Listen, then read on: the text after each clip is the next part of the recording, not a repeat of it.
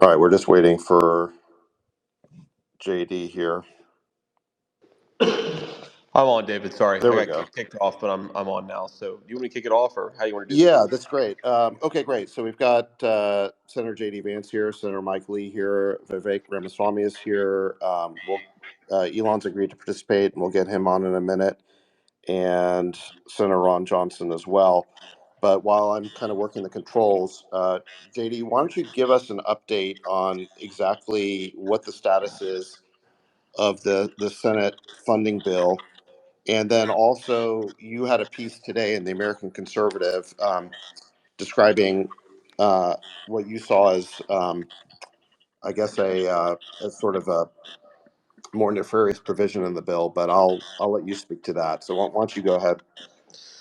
Yeah. So, thanks for hosting, David, and I'll give a quick update and then turn it over to Mike Lee, who can fill in any blanks that I left. But very briefly, where we are procedurally is that the Senate will take what will be, I think, the most significant procedural vote on the bill at some point tonight. We don't know exactly when. After 8 o'clock, probably before 10 o'clock. That will need to clear a 60 vote threshold. And I think that the sort of the assumption as of a day ago was this thing would certainly pass. I still think that it's likely to pass, but I think what we've done is two things today. We've sort of commandeered the floor of the Senate using various procedural mechanisms to try to delay this thing as much as possible. I think that's given time for the news media and others to sort of surface some of the important problems with the legislation, and also I think sort of gin up our House colleagues to prepare to stop this thing. Very briefly, what it does, David, is it funds Ukraine to the tune of another $61 billion. It does not, I think, meaningfully address the problems that we have within our own defense industrial base. It does not actually articulate or force the articulation of a strategy for how to end the conflict to begin with. So you basically have a blank check or a near blank check for a strategy that has completely gone off the rails at a point where Zelensky is firing his senior military officials because they're not actually aligning enough with I think is an increasingly detached from reality view of how the war is going. And you have the U.S. Senate about to write another blank check to the entire process. There are a lot of complaints you could sort of make politically. I think that we've given away a ton of leverage here because Democrats are so desperate for Ukraine funding that they would have given us meaningful concessions on the southern border, but we sort of lost the ability to have that leverage. So the goal here is to kill this legislation in its infancy. And the final point that I'll make here, before I kick it over to Mike, who's been a warrior and a friend on this, is that there is actually a very good argument that the exact same legal justification for the impeachment of 2019 would hold with this legislation. And here's how that would work. If you look at what administration officials are saying in the pages of the Washington Post, the funding for Ukraine doesn't just extend into 2024, it extends into 2025 and arguably even 2026. So it by the admission of administration officials would explicitly tie the hands of the next president of the United States and force that president to continue funneling weapons and resources to Ukraine as opposed to negotiating a settlement. Now, of course, Donald Trump, if he's president, as I hope he will be, he would have a diplomatic agenda that would be directly thwarted by this legislation. And if he didn't send the money to Ukraine, as is currently required by this legislation, it would establish a predicate that's exactly the same as the predicate in the 2019 articles of impeachment. Now, we can say those are bogus, that it's spurious, that it's ridiculous, and all of those things are true. But if we give the Democrats the exact same weapon they used to impeach Donald Trump in 2019, it's on us and our stupidity if we're surprised that they use it. So I'll shut up there. Thanks everybody for being here. Thanks to Vivek and you for participating. We got to kill this thing. And if you have any ability to message to your friends on Capitol Hill, to your senators, to your representatives, let them know how big of a problem this bill is, because it is.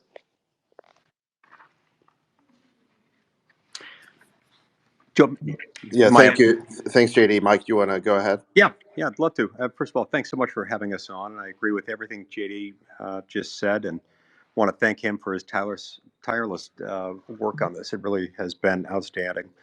You know, it occurs to me that in the Senate, we always have to remember our unique role that we play in our system of government. that there are 2 senators from every state. Every state is equally represented, and because of that structure and that feature, we have to be uniquely mindful of how this affects each of our states and all the people in it, how it uniquely Hey, impacts David, I guess people of I'm our. not sure. Maybe Mike is unable to speak. Maybe he's having Wi-Fi problems. Oh, I can hear him actually. Yep. Oh, I sorry. can too. Yeah. Yeah, I Oh, think. okay. Sorry, that's my bad. I couldn't hear him for some reason. I'm gonna hop off and log back in. No, I think that's JD's polite way of saying that he got so sick of hearing from me, he just had me muted, blocked from his phone somehow. In any event, we got to be mindful of how this affects our respective states. I, I can make the case that passing this bill under these circumstances where, Republican senators, all of us, regardless of party, have taken an oath to protect our country and to defend our country, to look out for the interests of our country. All Republican senators made a commitment to each other and to our voters and to our states that we wouldn't send another dime to Ukraine until such time as we had actually forced the issue of border security. We had forced the border back into a secure position. But I can make a compelling argument that passing a bill under these circumstances, where not only have we not secured the border in this text, but we haven't even been allowed to make our amendments pending to force a vote on them. I can make the compelling case in that circumstance that by voting yes and passing this bill now, it empowers drug cartels, it dissolves our borders, it spends insane amounts of money that we don't have on the priorities of foreign countries all at the same time. So senators here today have an obligation to vote on bills that prioritize uh, things so that we make sure that we're not prioritizing gangs above governors, cartels above courts, and to encourage breaking the law over enforcing it. If you vote yes on this bill, and particularly if you vote yes tonight on the cloture vote, that's it. Yet another vote that brings debate to a close. You vote yes there. That's a vote for flooded classrooms and for really crowded hospitals. And it's a vote for making sure that the American people have no say in this. It's certainly a vote for increased homelessness, death by overdose. It's a vote that is going to undermine law enforcement and the rule of law. It'll be a vote that puts citizenship itself at risk and what that means. One that adds burdens to teachers, food banks, and other institutions that are just trying to help people. It'll undercut safety in our public and community parks, threaten the first jobs that lead to the next jobs that in turn, in time, lead to the best jobs for our children. And those who vote yes under these circumstances undermine what senators are elected to do, first and foremost, which is represent our states and those in our states and not represent sides. Certainly not represent a foreign country at the expense of our own national security, which is jeopardized every day by this. Every senator has a chance today, tonight, to vote no, and by voting no, to vote in favor of, in support of governors, schools, hospitals, churches, playgrounds, institutions of civil society, clean streets, and safe neighborhoods. By voting no to more Ukraine funding under these circumstances, we vote for other things. By voting no, we're saying no to more border chaos. We're saying no to sanction corruption, saying no to shifting our burden of representation onto the shoulders of families, police officers, charitable organizations, school principals, judges, doctors, and parents. We have a chance to make this right. Our first job is to first do no harm. This bill fails that test by a mile. All right, thank you, Senator Lee. I just first question here is, does this bill address the issue of corruption in Ukraine? I know that at one point Rand Paul introduced an amendment demanding a special inspector general for Ukraine, which is just to say an accountant. And I know that amendment was denied earlier. Has that been brought back up again? And It is this has bill? not. It has not been brought back up again, and there is not, to my knowledge, anything in this bill that adequately deals with the issue of corruption. Now, they can point the bill's principal sponsors and authors and proponents The law firm of Schumer and McConnell and its acolytes and associates will tell you, "Oh yeah, there's all sorts of things we did in this to get rid of corruption." But the truth is, this thing still has about $8 billion going directly to the government of Ukraine. These are not choir boys. These are not Boy Scouts. These are not Girl Scouts. These are people who have really set world records for corruption. It's an art form over there, apparently. That's nothing denigrating against the Ukrainian people, but their government does have a long history and tradition and practice of corruption. We Well, sent this I would point enormous everyone sum of money. to the Time Magazine article on Zelensky recently, with the same author had written the Zelensky Man of the Year story last year, and he had unprecedented access to the presidential palace in Kiev, and he was talking to Ukrainian officials, and and he asked whether corruption was an issue, and one Ukrainian official turned off the tape recorder and whispered to the Time reporter, "People are stealing like there's no tomorrow." We've also, I guess, recently there was a couple of dozen officials in the Defense Department who are now being prosecuted for absconding defense funds to their personal accounts. What? There've been a case of billions of dollars of weapons coming from the United States that can't be accounted for, presumably sold on the black market. And like you said, Senator, I mean, Ukraine was a country that's always had a huge problem with corruption. So again, the officials there are in off the record, they'll acknowledge that people are again stealing like there's no tomorrow. So to have no accountant on the money that gets sent there, to me, is just extraordinary. I mean, that's basically what a special inspector general is, just an accountant. And when a special inspector was appointed for Afghanistan, they really did incredible work. I think this is John F. Sopko did incredible work pointing out all the waste and corruption, fraud, and abuse that had occurred in Afghanistan. And I mean, we had ended up at the end of the day sent something like $2 trillion there. So again, to send money to one of the most corrupt countries in the world with no accounting, to me is just unbelievable. And it suggests that it's being done deliberately, like people want this money to be stolen. I mean, your thoughts on that? Yeah. Look, the fact that we would do this without putting an inspector general in place specifically for this and adopting all sorts of other transparency, auditability provisions turns a blind eye to corruption. The fact that we have to read about circumstances in which, according to public reports, members of the CIA had to raise eventually with the president the fact that they had to tell Zelensky, "Hey, there's a little too much corruption going on." It's as though if these public reports are reliable, which I have no reason to doubt them, basically saying, "Yeah, we knew that we had to build in a lot of corruption, but you're doing it way too much." So no, this thing is not secure. And when you give them, about $8 billion just to pay their civil servants, their bureaucracy, and you don't put any restrictions on their ability to use it for salaries or to use it for backing up the Ukrainian welfare system or to use it for handouts to favored companies like clothing stores and sellers of concert tickets, uh, actual things they've done with money we've sent them in this category in the past. You know that it's going to continue. This turns a blind eye to that.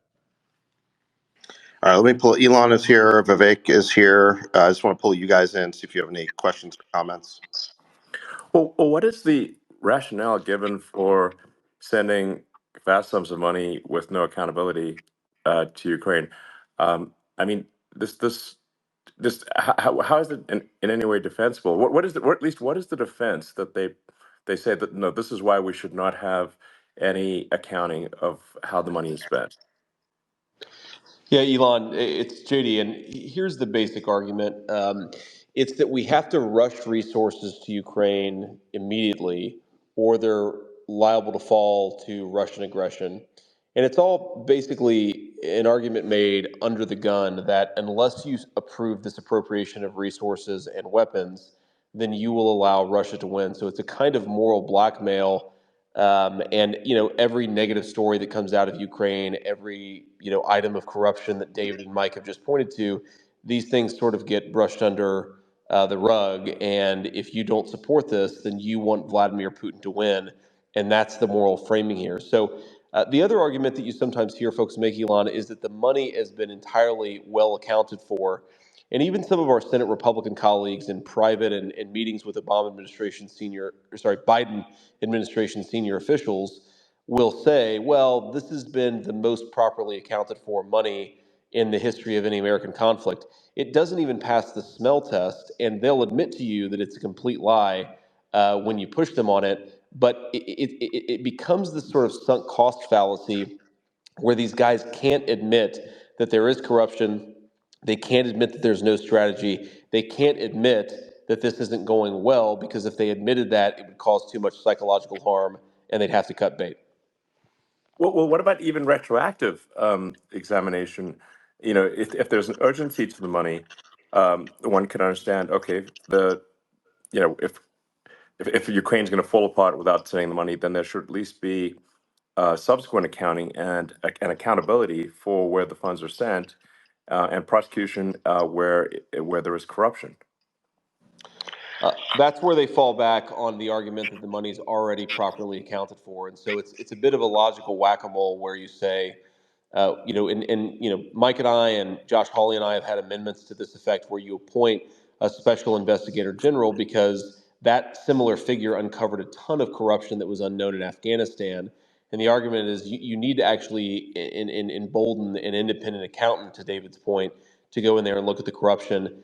The response you get then is, well, you don't actually need it because the money's already properly accounted for. I think in reality what's going on is that folks appreciate that if we did have a fulsome inquiry into corruption in Ukraine, it would completely erode what little public will existed. So you're always sort of dealing with what seem to be bad faith arguments, because I think if people dealt with the truth, then the political support for this thing would evaporate. So, Elon, this is Senator Ron Johnson. Can I just add a comment here? Sure. One of the depraved justifications for all this spending is that it's really not going over to Ukraine. It's helping build our industrial base. And so it's creating jobs in your state. And I call that a depraved justification because that's exactly what it is. In terms of accountability, I just read the book from Walter Isaacson, and I was very intrigued by your idiot index. And one of the things I pointed out to my colleagues and didn't have much of an impact. For example, the 155 millimeter shells that Russia can produce, about 4.5 million of them. We're not even up to 1 million a year. Okay, Russia they're producing those at $600 a shell, which I would say probably still is a pretty high idiot index. In the U.S. or in the West, it costs us $5,000 to $6,000 a shell. So, I mean, I've got more to say, a different perspective, having been to Ukraine a lot, but I just want to add that in terms of accountability. We spend, and you know this, we waste so much money in our military industrial complex, and our colleagues really don't want to dig into it because they're the ones voting for this $880 billion. And it's one of the questions I ask too is, well, what do we get for the $880 billion? And if we're going to spend 60 on Ukraine, can't we spend less somewhere else? And that's just not even on the table. Can I ask a follow-up question about the ammunition issue? What we're talking about here is artillery ammunition. The war in Ukraine it's a war of attrition in which the main weapon is artillery. And one of the reasons why the Ukrainians are losing, really the main reason, is that they're massively outgunned by the Russians. I've seen reports that the Russians are expending something like 10,000 artillery shells a day, and the Ukrainians have at most about 2,000 shells that they can use per day. This is why the Biden administration sent cluster bombs to Ukraine several months ago, because they said that Ukraine was out of the 155 millimeter artillery ammunition. I guess the Pentagon has been trying to increase production of artillery shells, but we still produce nowhere near enough. I think we've basically increased our production. I've seen reports from about 14,000 a month to about 22,000 a month, which is really, that's only a 2 or 3 day supply in the Ukraine war. And like you were alluding to, Senator Johnson, the Pentagon, I think they have a goal of 2028 to get production to about 85,000 shells a month. So we're nowhere close to being able to ramp up production to the needs of Ukraine in this war. So I guess my question for you is, even if we do appropriate another 60 billion, we can print more money, but we can't print more artillery shells. That just takes years and years. So how is this money going to help Ukraine to win a war that, again, they're losing because it's an artillery duel? Well, first of all, I think we all have to understand that Vladimir Putin will not lose this war. I state it that way as opposed to Ukraine can't win. Vladimir Putin will not lose. Losing to Vladimir Putin is existential to Vladimir Putin. Russia has Exactly. 4 times the population. They have a much larger industrial base. Again, I said Russia can produce 4.5 million of those shells a year. We're not even up to 1 million a year. The average age of a Ukrainian soldier right now is 43 years old. And David, I heard you quote the Time magazine article. There are other quotes from some of Zelensky's top aides say that even if the U.S. and its allies come through with all the weapons they have pledged, quote, we don't have the men to use them, unquote. So the fact of the matter is, if you're worried about the people of Ukraine, you have to understand that probably about 100,000 of their soldiers have been killed. Has there been about 100,000 Russian conscripts? I take no joy in that. 40,000 civilians, hundreds of billions of dollars of Ukraine has been destroyed. The only way this war ends is in a settlement. And every day that the war goes on, more Ukrainians, more Russian conscripts die, more civilians die, more of Ukraine gets destroyed. They'll have to be built. So, again, sending $60 billion as added fuel to the flames of a bloody stalemate makes no sense whatsoever. As evil a war criminal as Putin is, he's not going to lose this war. And our colleagues here just aren't willing to accept that reality, and they're living in a fantasy world, think that Ukraine can win this thing. They can't. David. That's exactly right. I think that is an excellent summary of the situation. The when I've raised this point, people have, of course, accused me of being some sort of Putin apologist. When in fact, my companies have probably done more to make, I mean, undermine Russia than anything. I mean, SpaceX has taken away 2/3 of the Russian launch business. The Starlink has overwhelmingly helped Ukraine.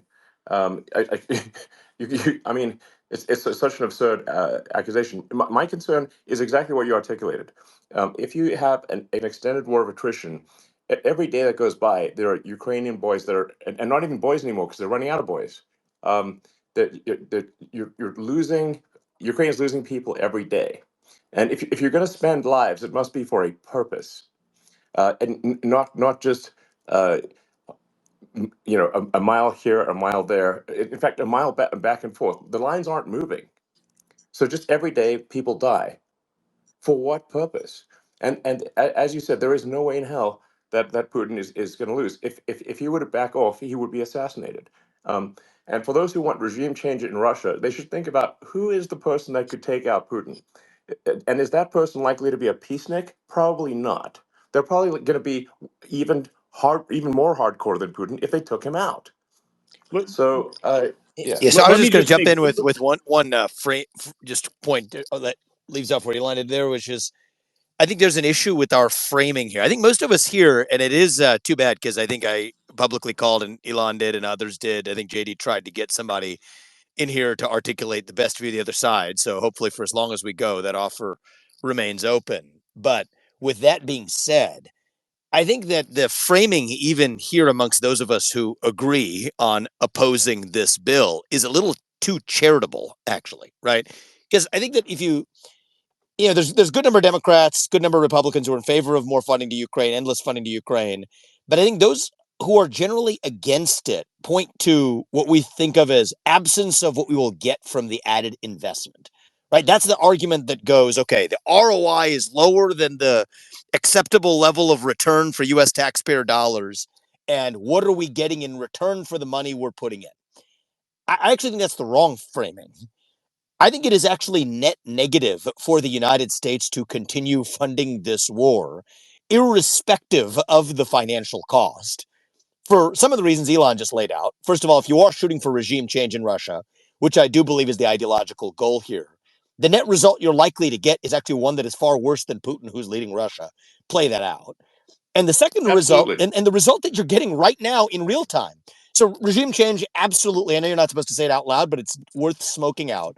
That is the only ultimate stated goal of this project. So you're playing for an outcome that odds are is worse than the one you already have for the United States.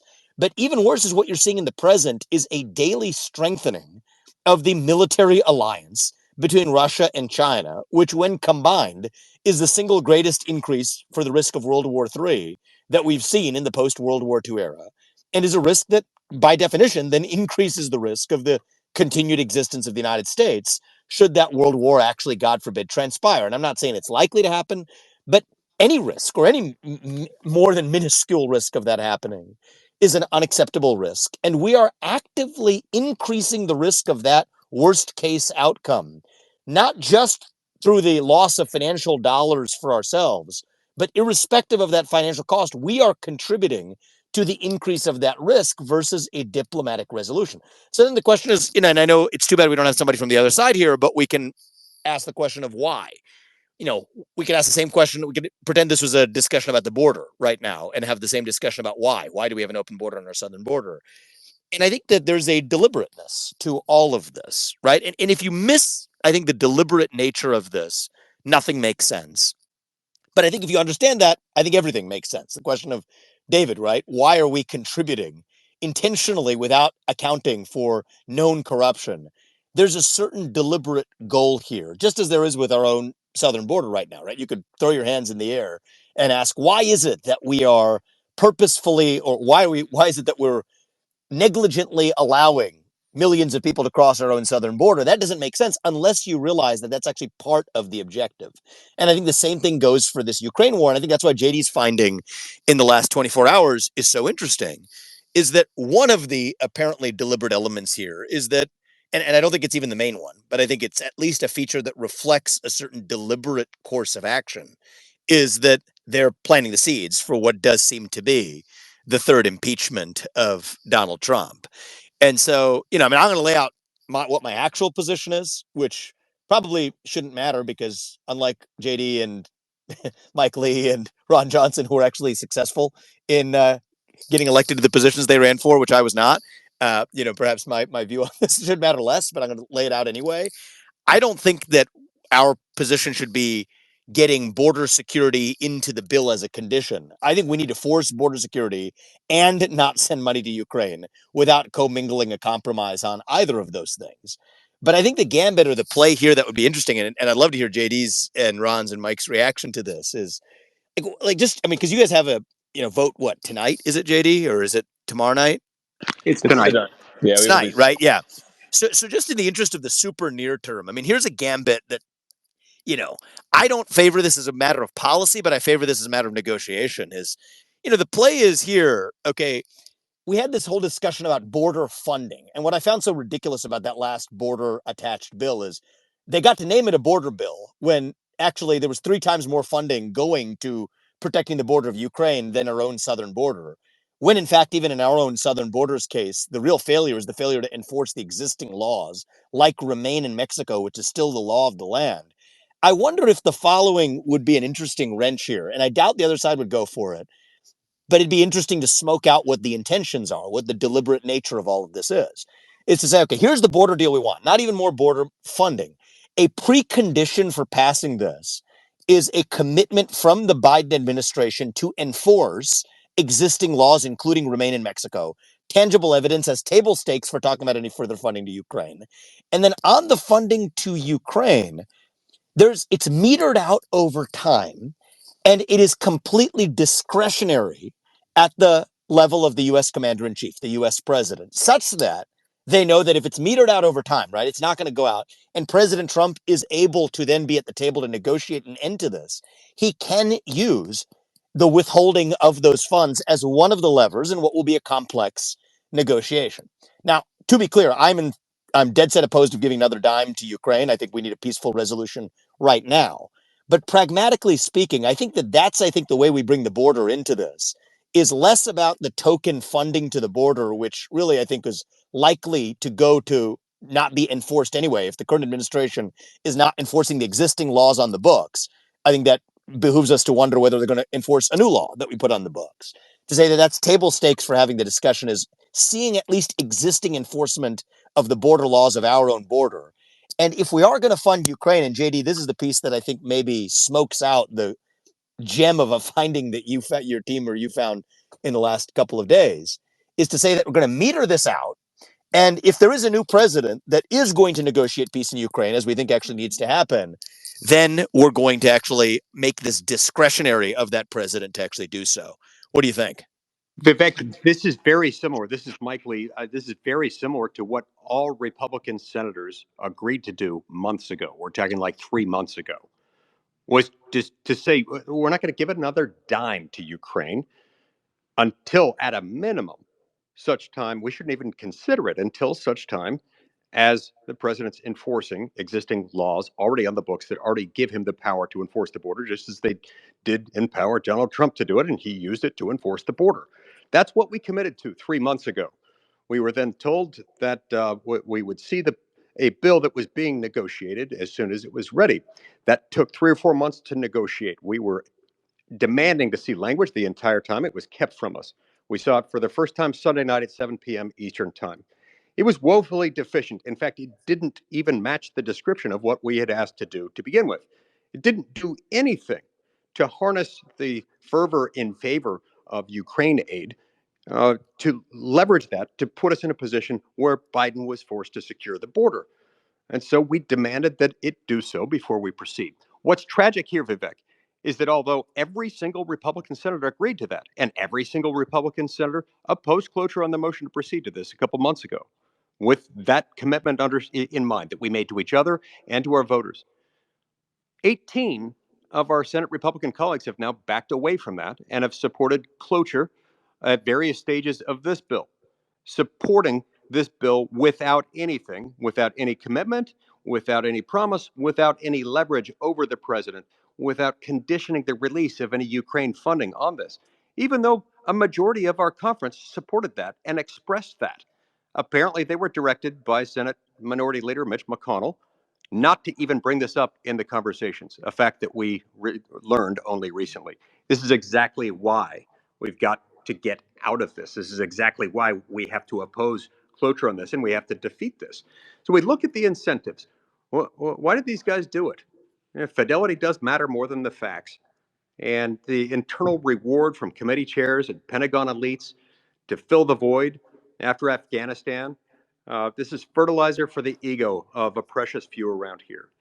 Look, we don't say no anymore, in part because we've just taken to this nasty habit of printing money like there's no tomorrow.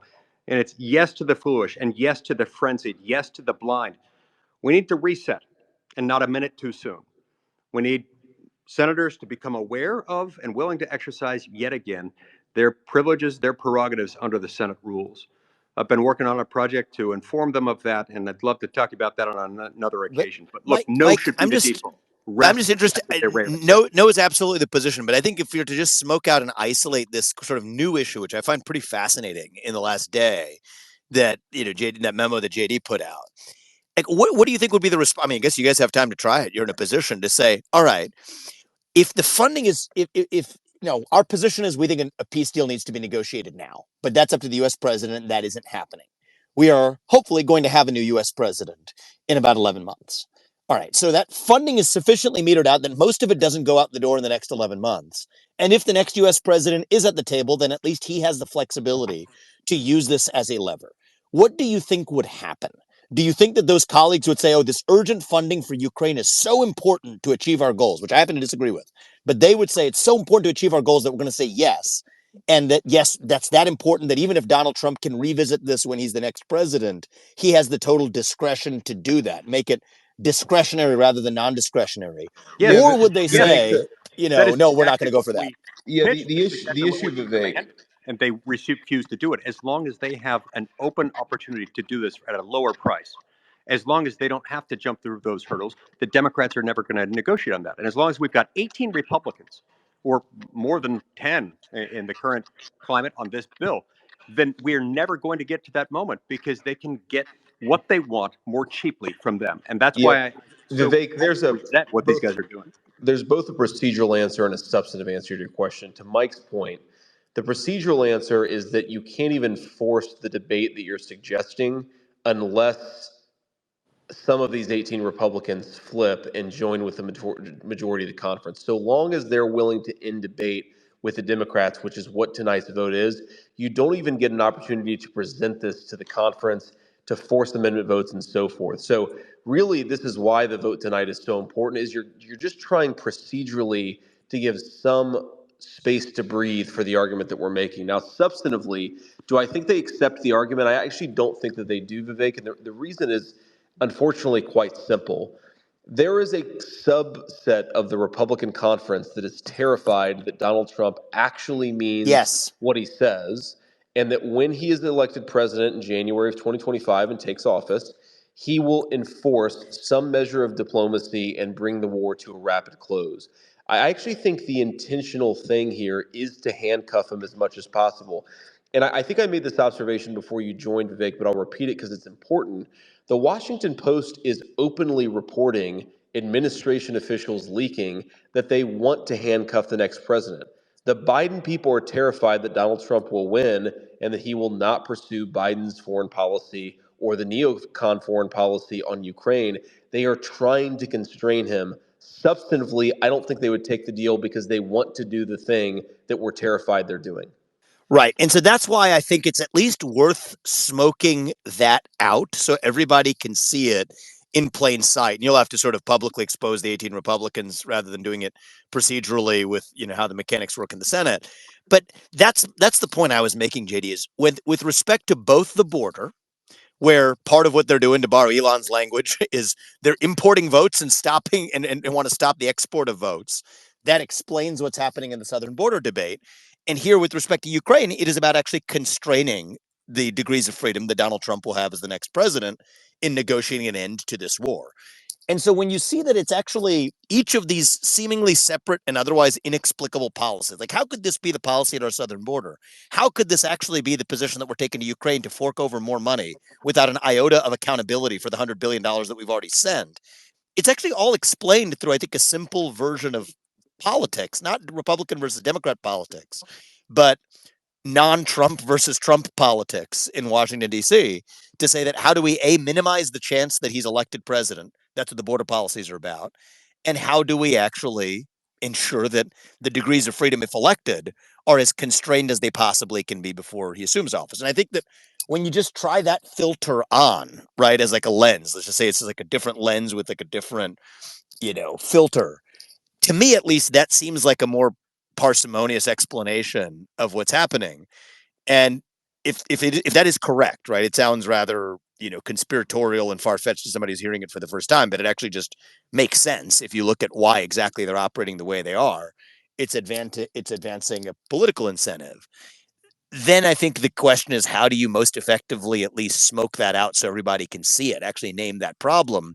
And then I think it becomes very difficult for those 18 Republicans to continue to hold on to their position, which was far less grounded in anything else other than being terrified of really changing the world order after Trump is able to negotiate an end to this war.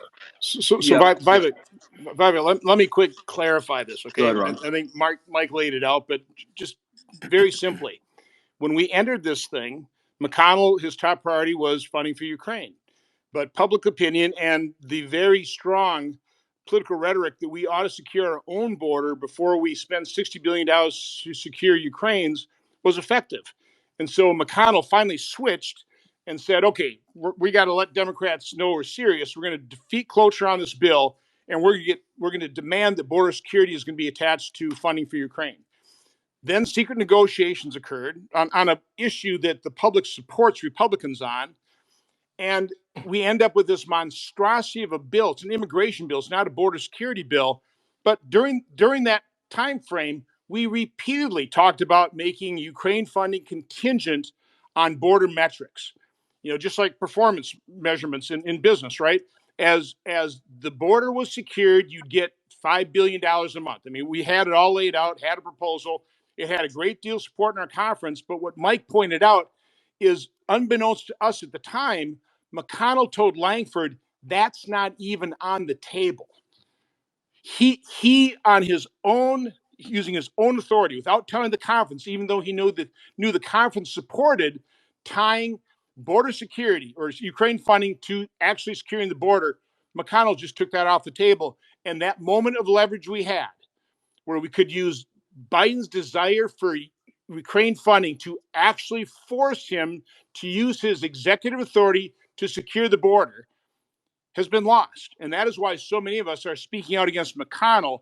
It was such a breach of his leadership position, and is such a, just a horrible thing to do to Americans who want a secure border. But that's where we're at. So again, I think it has been smoked out.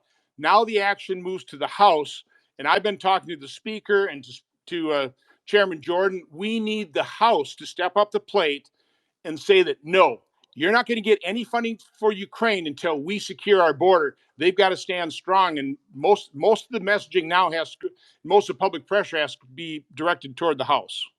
So, Ron, I want to jump in and go back to something you and Elon were discussing earlier, just because I think it gets to the strategy of where do we go from here in Ukraine.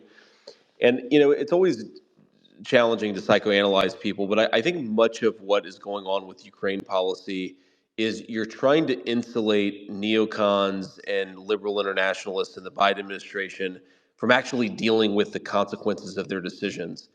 And so if you just go back to sort of 8, 9, 10 months ago, the consensus in the Biden administration, I spoke about this privately with Secretary Blinken, was we are going to put the Russians all the way back to the 1991 borders. The counteroffensive is going to be wildly successful, and that's what we're trying to do. Of course, that didn't pan out. So now what is their argument for the strategy? The argument for the strategy is that if we throw enough money and resources and weapons at Ukraine, they will somehow reach a point where the Russians are tired of fighting and will come to the negotiating table. And of course, we've learned pretty conclusively that the Russians were at the negotiating table in April of 2022 when Blinken and Boris Johnson refused to negotiate with them. So we are witnessing the complete collapse of America's strategic capacity in the defense world. I mean, can you imagine in World War II if you had a president of the United States saying, we just want to throw weapons at an ally until hopefully maybe someday they can get their enemies to negotiate with them?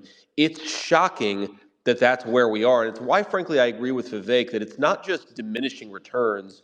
We're at the point of negative returns with money spent on Ukraine.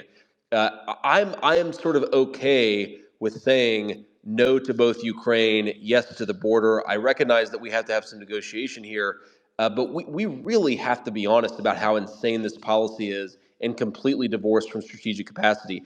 If your explicit strategy is wait Vladimir Putin out until he comes to the negotiating table, when you are outmatched in manpower and weaponry, you're clinically insane.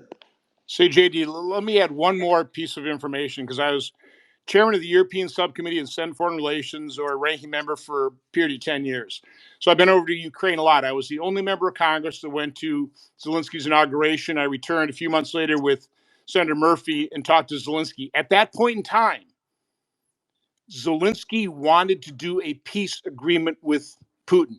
This was when Putin already illegally annexed Crimea and was in firm control of eastern Ukraine. He knew at the time there was no way he was going to dislodge Putin. He knew it wouldn't be popular, but he wanted to do a peace agreement. His position's even worse right now. So I just point that out, that Zelensky wanted peace. I don't think, again, I think it's just tragic that the U.S. is using Ukraine as the pawns in their proxy war with Russia, and Ukraine is being destroyed as a result of that. Can I just add something to that? I'm old enough to remember when the Senate and Congress passed the first $113 billion for Ukraine. And I remember very clearly that what was claimed about that funding is that it would be used by the Ukrainians to evict the Russians from their territory, that there would be a successful spring or summer counteroffensive, and the Russians be pushed out of Ukraine. That was the objective. And that money was spent, and the Ukrainians were defeated in the counteroffensive. It completely failed. Now they're out of soldiers, we're out of artillery ammunition, and the lines are buckling.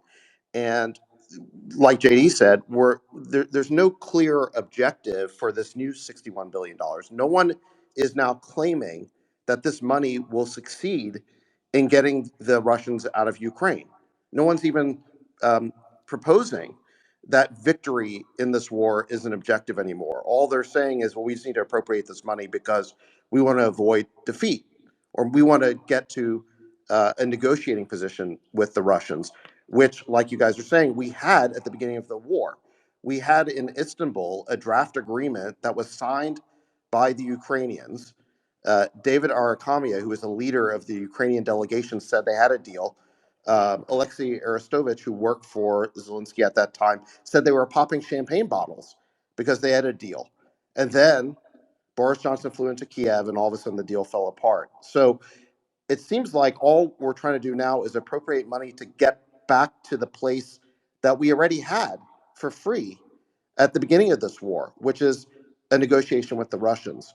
I guess my question for all of you senators is, could we get a real investigation, like some congressional oversight, a congressional investigation of what exactly happened in that sort of March, April period at the beginning of the war, where again they had a draft agreement in Istanbul, and then Boris Johnson came in and the Ukrainians walked away. I mean, I would love for the Congress to be able to ask real questions of the administration in its oversight capacity, asking, what was your involvement in sabotaging that deal?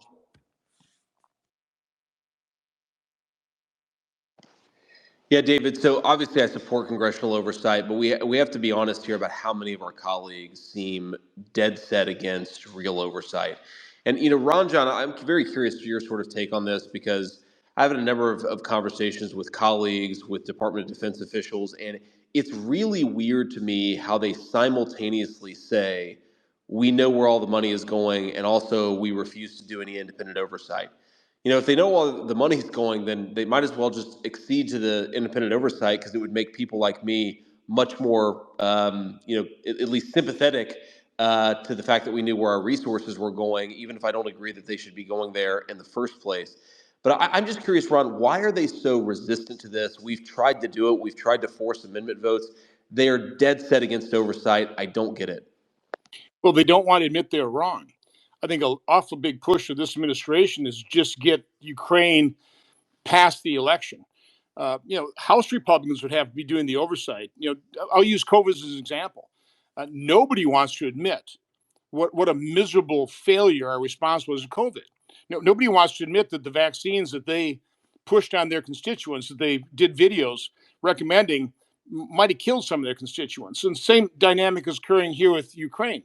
Nobody wants to admit that we completely wasted over $110 billion. So the way you don't have to admit failure is you keep pushing more money, pretending that it's a success. So again, I think it's just that basic human tendency. Nobody wants to admit they were wrong. And again, one of the ways you do it is just keep doing the same thing over and over again and hope nobody really calls you on it.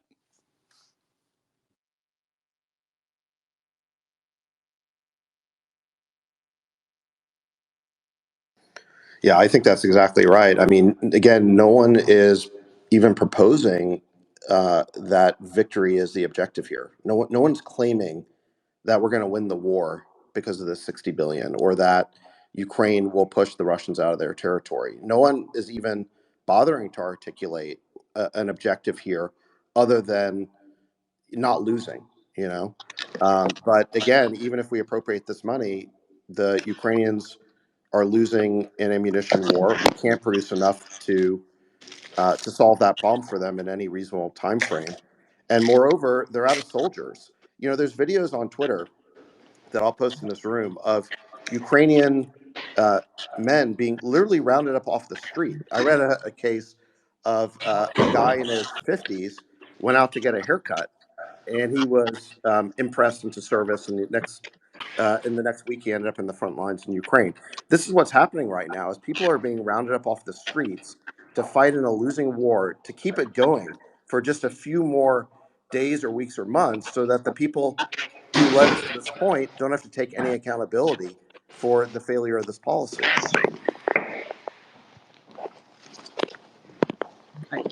There's one point I would add to that that makes it even worse, David. Because this bill allows an additional $7.8 billion in presidential drawdown authority to send our own weapons stockpiles over there, and it simultaneously lets the Department of Defense enter into contracts for another $13.7 billion. That's over $20 billion in weapons we're going to send over there. That $13.7 billion in new contracting authority does not require the Biden administration to prioritize our own weapons needs. Remember, we've depleted a lot of our own stockpiles to use for our own national defense in anything that might happen, that might require us to use them. So not only are these weapons, as we stand today, those weapons are probably 4 or 5 years away from being produced for us, even if we don't pass this bill. If we pass this bill, it could easily stretch years beyond that for some of these weapon systems with a really long production time.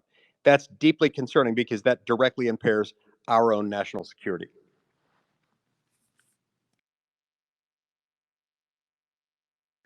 Yeah, absolutely. And CSIS, which is a military think tank, did an excellent report talking about the long lead times required to replenish our arsenals of all these weapons. And we have substantially depleted ourselves by giving so much to Ukraine.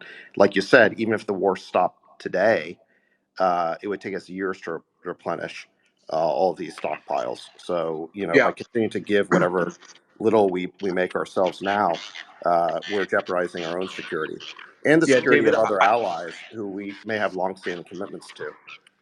David, I want to pick up on that point because I don't think people realize how extraordinarily stressed the defense industrial base is in our country. Ron talked about this a little bit, but if you look at the most critical weapon supplies for any potential conflict, whether it's in Eastern Europe or Asia, there's a lot of overlap. It's not complete, but you need things like javelins, you need Patriots, you need Tomahawks, you need Arm Sixes. Those are the missile systems. You need 155 millimeter artillery shells. All of these systems are incredibly stressed by the Ukraine conflict, and all of them we're depleting. Even with these $61 billion worth of investments contemplated in this bill, we're all contemplating uh, spending down those resources much faster than we can replenish them under any scenario. It's especially troubling if you start to look into the supply chain stuff. I mean, I know you guys know a lot about this, but solid rocket motors, which are one of the critical components of any of the missile systems that we use, they're under an incredible amount of stress. We cannot possibly make enough of them to support the missile systems necessary in Europe and to provide for our own contingencies if, God forbid, some conflict erupted in East Asia or somewhere else. So we're actually creating the circumstances where a war could break out in some part of the world, and we couldn't fight it because we don't make enough bullets and we don't have enough missiles. And this is particularly pertinent to the argument that Ukraine advocates make that if we somehow give up in Ukraine, then Xi is going to march right into Taiwan. We're going to sort of promote an aggressive China by not continuing to fund Ukraine indefinitely. One of the classic formulations of foreign policy deterrence is that it's a combination of resolve and capacity. These guys are all talking about resolve, about bumping out our chest and demanding that the Chinese do this or that, and showing that we're going to be with Ukraine for the next 5 years if it takes that long, the next 10 years if it takes that long. The Chinese don't give a damn how much we thump our chest. They care about whether we have capacity, whether we have munitions and missiles and bullets that we would need. And that's where this war is such a huge drain on resources. We are, as we speak, sending the critical weapons of war to another country, knowing that we can't replenish them ourselves fast enough. It's the height of insanity. Hey, JD, let's go back to Elon's idiot index, and let me quote some figures Yeah. from Statistica for 2022 defense spending. So the U.S. spent $877 billion, China $292 billion. The next 13 countries combined, $673 billion, less than the U.S. did in total. So how well are we spending that to produce a military industrial complex. How effective are we? What are we spending the money on? And my final point here too is retrospectively going back and taking a look at all these foreign entanglements. 58,000 Americans dead in Vietnam because the domino effect, right? If you don't stop them there, they're going to take over the world. 58,000 Americans. I was just recently in Hanoi. What wonderful people. We never should have bombed Vietnam. What came of Afghanistan, of Iraq? Again, the proxy war is destroying Ukraine.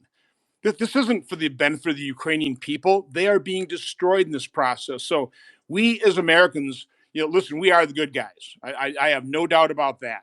But we are far from perfect. And what we don't do oversight, but we don't retrospectively take a look at what our actions actually resulted in, because we really don't want to own up to the reality of that situation. Well, and to the point about destroying Ukraine, Ron, I hate when people don't talk about unintended consequences in war. One of the unintended consequences of this conflict is 650,000 Ukrainians left at the beginning of the war. Those are largely the wealthiest people, the people who would have gotten conscripted, would have the resources and the connections to avoid it. The death toll, if you combine civilian and military deaths, is approximately 400,000, according to some estimates that I've seen. Like, what does it do demographically to a country to be depleted of 400,000 mostly young men, to the point where you're now tapping into middle-aged men to support your manpower needs? I sort of think about this. I'm a conservative. Most of the people hosting or involved in this call are conservative. Like, what does it do to your country? What would it do to America if we took 4 million prime age men and sucked them out of America and threw them into space? It would radically transform our politics. It would radically transform our economy. It would completely decimate, a generation of young people. So just in moral terms, it's a disaster, and no one's talking about it. Everybody's acting like the Ukrainians are gung-ho to fight. The data doesn't suggest that. No, I mean, all the Ukrainians who are gung-ho to fight volunteered in the first year of the war. Now they're rounding people up off the streets, and it's very sad. I mean, it's very clear that the people who are being conscripted and impressed into service right now they're not looking to fight, and it's the people who are the poorest, who have the least ability to bribe their way out of being conscripted or bribe their way out of the country, and the people with money have already left the country. I've seen estimates that something like 10 million Ukrainians have already fled the country. They may be down to somewhere under a population of 30 million already, and a huge percentage of them are pensioners. Maybe as many as half of them are pensioners. So we have, with this war, I think, pushed the country to the point of demographic collapse. And one of the reasons for friction between Zelensky and Zelensky is that Zelensky wanted Zelensky to go in front of the Rada, their parliament, and push for this new mobilization bill. But the mobilization bill is very unpopular. Obviously, the people who are there do not want to be conscripted. And so this was one of the huge points of friction, is that Zelensky did not want to do it.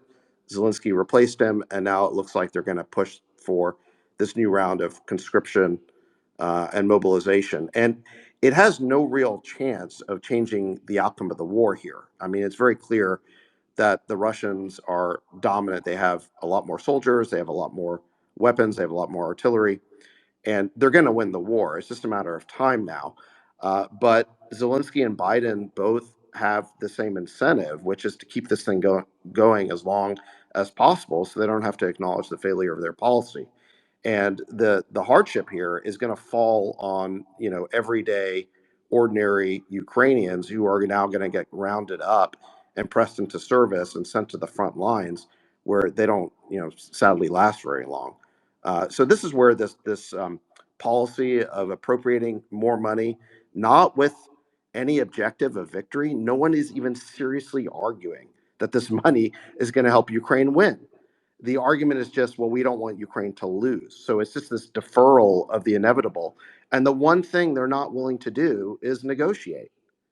They're just not willing to do what they always should have done, to do what they frankly sabotaged in the first few months of this war, which is negotiate a settlement. That's what needs to happen here. Well, what needs to happen is we need all the listeners on this Spaces exchange here to contact their House members and make sure this thing stops. I really do want to thank Elon for opening up X and making it a platform for free speech again. I think this has been an excellent discussion. David, thank you for moderating it. I certainly want to thank JD and Mike. They've been tireless being down the floor of the Senate trying to stop this. But in the end, it's we the people. It's going to take public pressure. I'm afraid it's too late here in the Senate to get through to these 17, 18 Republicans that are joining the Democrats to prolong this war. But I think we can get to the House, get them to stop this, and insist on securing our border. But again, I just want to thank Elon. I want to thank all of you guys for this opportunity. I think it's been an excellent discussion. Yes, you're most welcome. And I think the arguments were very well articulated by a number of people who spoke. So hopefully the public, American public, is able to listen to this and indeed contact their elected representatives. I think the really important thing to bear in mind here is that this spending does not help Ukraine. Prolonging the war does not help Ukraine. This is very important to appreciate. I think it's fantastic. Like America wants to be the good guy. You know that's actually pretty rare. We actually care about whether we're the good guy or not. Most countries don't. Um, and we want to keep that. We want to do the right thing. We want to help people. The problem is prolonging the war and having sacrificing the flower of Ukrainian youth, and we should have some sympathy for the Russian youth as well. It's not like they want to be there. And having all these boys die for nothing is wrong, and it needs to stop. And that's what it comes down to. Amen to that. Thanks, everybody. Thanks, guys. Thanks so much. All right, thanks everyone.